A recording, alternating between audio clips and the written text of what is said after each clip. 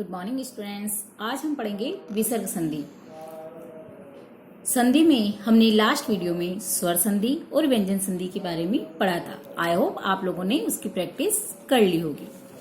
विसर्ग संधि किसे कहते हैं? विसर्ग तथा स्वर या व्यंजन, मतलब विसर्ग स्वर के साथ या व्यंजन के साथ जब मिलता है तो वो क्या कहलाता है? विसर्ग संधि। विसर्ग संधि के प्रमुख नियम हैं, मतलब जैसे हमने व्यंजन संधि में नियम पढ़े थे वैसे ही विसर्ग संधि के भी कुछ प्रमुख नियम हैं। फर्स्ट देखिए, अ के साथ जब विसर्ग होता है, क्योंकि अ स्वर है और उसके साथ क्या है? विसर्ग है। विसर्ग स्वर या व्यंजन दोनों के पीछे लगता है। तो अ के बाद विसर्ग हो और किसी भी वर्ग का, वर्ग मतलब क वाली लाइन, प वाली लाइन, त वाली लाइन, वो जो पूरी पूरी लाइनें बोलते हैं ना अपन, क ख गणा च च जना ट ठ ड न त थ द न प प प म, इनको पूरी एक एक लाइन को हम वर्ग बोलते हैं। तो किसी भी वर्ग का तीसरा, चौथा, पांचवा, मतलब सिर्फ पहले और दूसरे वर्ग, कुछ वर्ग के पहले और दूसरे वर्ण को छोड़कर तीसरा, चौथा और पांचवा होता है, तो वो क्या क्या व्यंजन में किस में परिवर्तित हो जाता है? ओ में परिवर्तित। वो विसर्ग किस में परिवर्तित होता है? ओ में। जैसे कैसे? अध प्लस गति। अब ये यहाँ अध के बाद विसर्ग लगा, व्यंजन के बाद विसर्ग लगा। अब ये वाली जो क वाली लाइन है, हम ग को देख के साफ जाहिर हो रहा है कि क वाला वर्ग है, तो क और ख को छोड़ के ये वर्ग का कौन सा, वर्ग का कौन सा? तीसरा वर्ण है। क, ख और ग तीसरा आ गया। तो नियम क्या बता रहा है कि वर्ग का तीसरा व्यंजन, तो ये तीसरा व्यंजन हो गया। अब तो क्या हो जाएगा? अधा प्लस गति का क्या बन जाएगा? विसर्ग काय में परिवर्तित हो जाता है? ओ में। नियम बता रहा है ना कि जब तीसरा, चौथा और पांचवा वर्ण हो तो विसर्ग ओ में परिवर्तित हो जाता है। तो अधा प्लस गति बराबर क्या हो गया? अधोगति। ठीक है, ऐसे देखो, यश प्लस दा। अब त थ द, त वाला जो वर्ग है उसका ये द कौन सा है? त तलवार का, त थर्मस का और द दवात का, तीसरा ही है। तो फिर इसमें भी क्या हो जाएगा? तीसरा वर्ग आया है, वर्ग का वर्ण आया है, तो यश प्लस दा बराबर यशोदा। ऐसे ही तो देखो, मन प्लस र, यरलव, य वाली लाइन में य, यरलवस वो बन जाता। तो मन प्लस रथ का क्या बन जाएगा? मनोरथ। ऐसे ही देखो, मन प्लस नीत, तो मनोनीत। मतलब जहाँ चौथा, तीसरा, चौथा और पांचवा व्यंजन आ रहा है किसी भी वर्ग का, तो क्या बन जाएगा? ओ में परिवर्तन हो जाएगा, मनोनीत।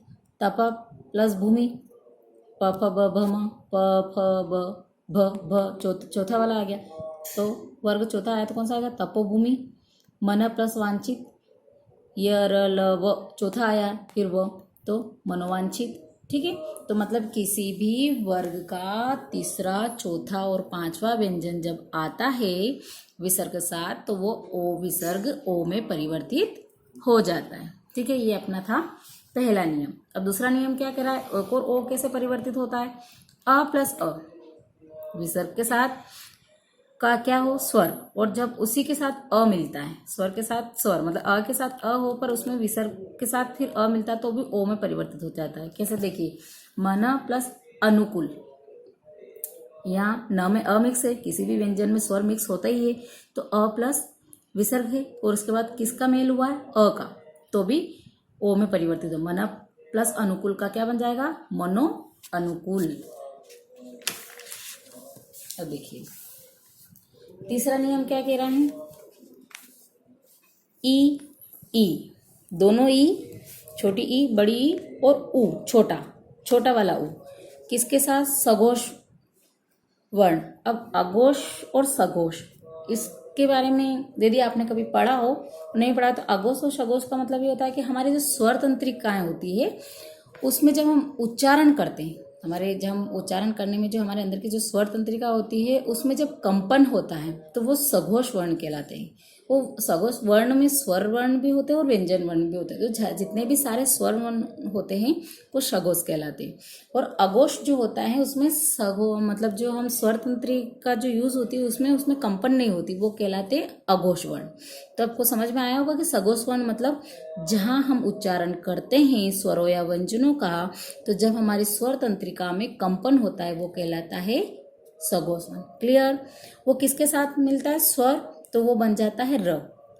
दोनों ई और छोटा ऊ सगो स्वर्ण के साथ और स्वर के साथ मिलता है तो वो र में। जितने भी स्वर होते हैं वो सब सगो स्वर्ण होते हैं। उदाहरण देखिए, नी प्लस आशा, छोटी ई है, ये देखिए नी प्लस आशा तो क्या बन जाएगा, र में परिवर्तित हो रहा है ना। किसके साथ, स्वर, यहाँ लिखा है स्वर तो अ के साथ, तो नी प्लस आशा का क्या बन जाएगा, निराशा। ऐसे ही देखिए नी प्लस उपाय, ये छोटे ऊ पे आया है तो निरुपाय, र में परिवर्तित हो रहा। नी प्लस ई, ये छोटी ई और यहाँ भी छोटी ई है तो स्वर के साथ हो रहा तो क्या हो गया, नी प्लस निरीही। आशी प्लस वाद है ना, सगोश वर्ण, सगोश व्यंजन है वह, तो वह जब उच्चारण करते तो स्वर तंत्रिका में कंपन होता है ना, तो ये ई आया है, ठीक है, बड़ी ई है तो नी आशी प्लस वाद बराबर आशीर्वाद, र, ये र का उच्चारण कहा गया यहाँ। कई बार ये मैक्सिमम लोग आशीर्वाद लिखने में आशी शकर के बाद र लगाते हैं, पर वो कभी ऐसा नहीं होता है। आशीर्वाद व के ऊपर रकार लगती है ना, ये हम इसके विच्छेद से भी हमें ये चीज स्पष्ट होती है।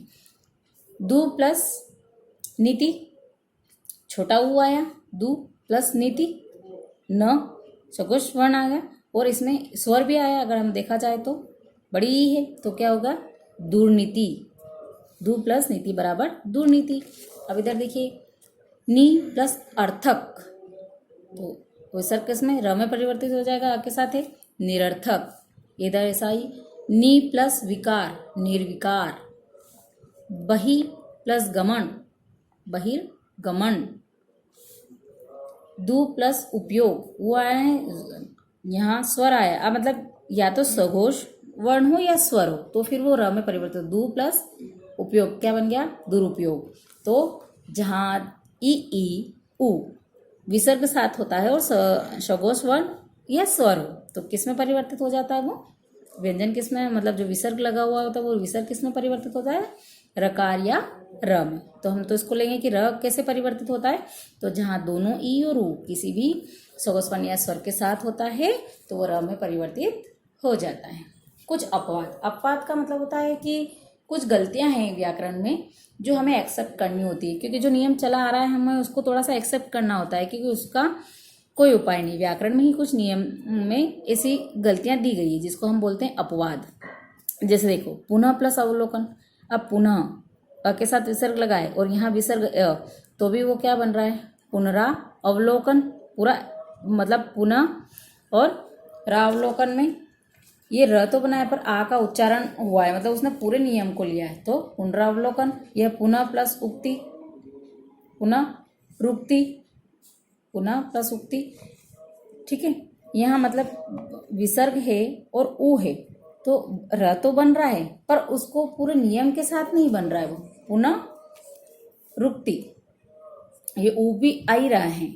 अब यहाँ पुनः प्लस आवृत्ति, पुनरावृत्ति, ये वृकार यहाँ भी आ रहा है और यहाँ भी आ रहा है, ये पुनरावृत्ति, उसका पूरा मेल होके और वो चीज बन रही है। जैसे पुनरा तो ये न और आ का मेल भी हो रहा है, उसका सिर्फ र में परिवर्तित नहीं हो रहा, वो उसके पूरे नियम को पुनरावृत्ति, यहाँ न और आ का मेल होकर न फिर वो रा बन रहा है, ठीक है। तो कुछ अपवाद होते हैं, ये कुछ ही शब्द होते हैं जिनको अपनों को ध्यान में रखने होते हैं। अब देखिए चौथा नियम क्या कह रहा है, अ प्लस र, सिर्फ यहाँ अ के साथ विसर्ग हो और र हो तो विसर्ग का पूर्व स्वर, जो विसर्ग होता है ना उसके पहले जो भी स्वर हो वो दीर्घ हो जाता है। दीर्घ मतलब बड़ा हो जाता है, जहाँ छोटी मात्रा लगी हो तो बड़ी मात्रा लग जाती है, इसका मतलब ये है। उदाहरण देखिए नी प्लस रूट, यहाँ छोटी की मात्रा लग, क्या कह रहा है नियम की विसर्ग का पूर्व स्वर, विसर्ग के जो पूर्व में जो स्वर हो, स्वर मतलब मात्रा ही लगती है, तो नी रोग का क्या बन जाएगा, छोटी से बड़ी में परिवर्तित हो गया, नी प्लस रोग निरोग, नी प्लस रव तो नीरव, मतलब जहाँ छोटी मात्रा है, छोटा ऊ, जो भी छोटी छोटी मात्राएं होती है वो बड़े में परिवर्तित हो जाती है। नी प्लस रस का नीरस हो जाता है, ठीक है।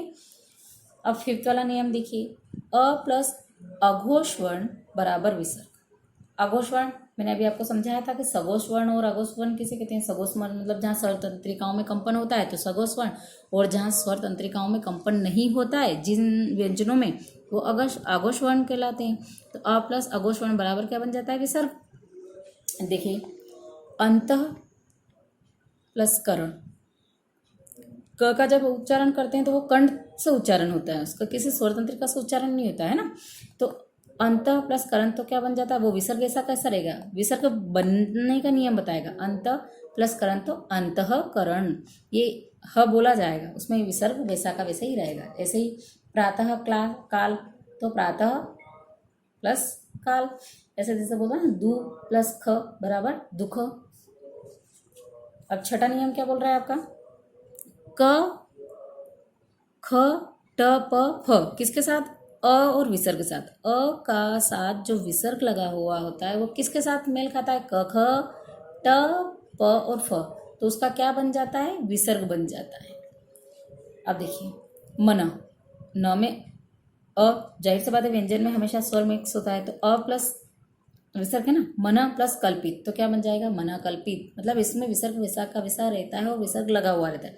अंतः प्लस पुर, ये प दिया है तो ये विसर्ग के साथ प बना तो अंतःपुर। अध प्लस पतन, देखिए यहाँ प दिया है तो अध पतन, ऐसा कैसे ही आ जाएगा। अब इसमें अपवाद क्या दिया? इस नियम के अंतर्गत अपवाद है कि नम प्लस कार, तो ये जो विसर्ग है क्योंकि यहाँ क लगा है, जबकि नियम क्या कह रहा है कि जब क होता है तो विसर्ग ऐसा कैसा ही रहता है। एक नियम ये कह रहा है, पर जब हम इस नियम को मानते हैं तो ऐसा होना चाहिए कि नम और कार, नमकार होना चाहिए, पर ये नमकार नहीं होता है, नमस्कार होता है। ये आधे स में परिवर्तन, ये हम आगे नियम में पढ़ेंगे कि ये आधा स कैसे आता है, ये भी व्यंजन का ही नियम है।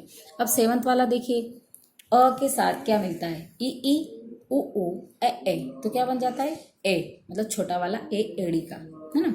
तो इस अ में दोनों ई, दोनों उ और दोनों ए जब मिलते हैं, मेल होता है मतलब व्यंजन के साथ, तो क्या बन जाता है? एड़ी का। उदाहरण देखिए, अतः प्लस एव, अतएव, ये ए बन गया क्योंकि ऑलरेडी यहाँ ए था तो वो ए का ए में ही परिवर्तन हुआ।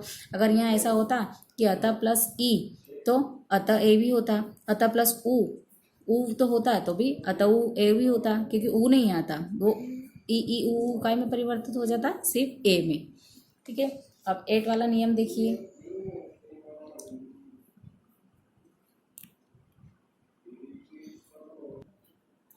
अब हमारा 8 वाला नियम क्या कह रहा है कि ई और उ, छोटी ई और छोटा उ के साथ जो विसर्ग होता है वो किसके साथ मेल खाता है? क ख ट प और फ, तो किस में परिवर्तन है? स षटकोण का, आधा स षटकोण का बनता है क्योंकि इसके नीचे हलंत लगा हुआ है। आधा स षटकोण का कब बनता है? उदाहरण देखिए, आवी प्लस कार, विसर्ग लगा है, छोटी ई है, आवी प्लस कार का बना, क्या बना? आविष्कार। विसर्ग किस में परिवर्तित हुआ? आधा स षटकोण में, आविष्कार। नी प्लस काम, निष्काम। दू, विसर्ग किस में परिवर्तित हो रहा है? इसमें, पर क्यों हो रहा है ये पता होना चाहिए कि छोटी छोटा ऊ के साथ क ख ट प।